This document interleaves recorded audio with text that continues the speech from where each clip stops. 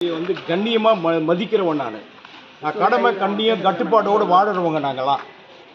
தயவுசெய்து எங்களை வந்து இது ஏன் சார் எங்களுக்கு தொந்தரவு பண்ணுறீங்க சார்? அது உண்மைங்கிற மாதிரி ஒரு கருத்து பரவாயில்ல சார். அது நான் டிபார்ட்மெண்ட்டில் நான் ஏற்கனவே ஃபேஸ் பண்ண பிரச்சனைங்க சார். தவறுதெல்லாம் வந்து எல்லாம் சொல்கிறாங்கன்றதுக்காக திருப்பி என் வீடு வரைக்கும் வந்து நீ ஏன் சார் தொந்தரவு பண்ணுறீங்க எல்லாரும்?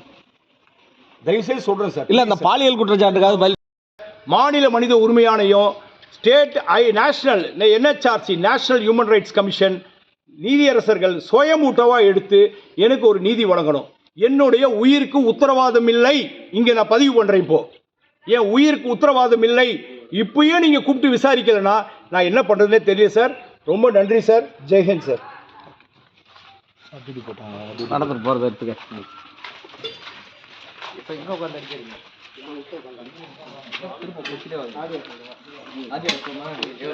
காபி சாப்பிட்டு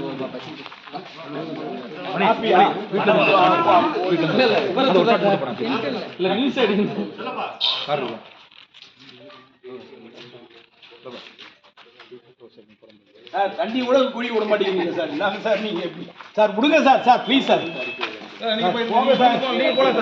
சார் நான் நடந்து போதை ஏன் சார் எடுக்கிறீங்க சார்? அதையும் சொல்லணுமா சார்? என்னுடைய டிரைவர் என்னுடைய அலுவலகத்துக்கு போயிட்டாருங்க சார். என்னுடைய டிரைவர் வண்டி அங்கே ஓரமாக இருக்குங்க சார். அவர் அலுவலகத்துக்கு போயிட்டார். அவர் தயவுசெய்து நீங்கள் போங்க சார், நான் போய்க்கிறேன் சார். ப்ளீஸ் என்னை விடுங்க சார். ஏன்னா அவர் வந்து ஆக்டிங் டிரைவர். அவர் நான் அலுவலகத்துக்கு போயிட்டாருங்க சார். ஐயா எனக்கு வண்டி ஓட்ட முடியாதுங்க ஐயா ப்ளீஸுங்கய்யா சொல்லிட்டு போயிட்டாரு. ஏன்னா அவரு பயம், அவருக்கு ஏதாவது பிரச்சனை வந்துடும். ப்ளீஸ் சார், ப்ளீஸ் விடுங்க சார். ப்ளீஸ் ப்ளீஸ் சார், நான் போகிறேன் sir. Sir please sir, please sir. Sir please sir. Sir sir okay okay please sir. Please sir, please sir. Please humble request sir. விடுங்க சார். இவ்வளோ கொடுத்துட்டு sir, விட்டுருங்க sir. Please sir. Sir என்ன போக விடுங்க sir. இதையும் ஒரு சொல்லுவாங்க சார், நான் சொல்லி போட்டேன்னு சொல்லுவாங்க sir. Please sir. Sir please sir.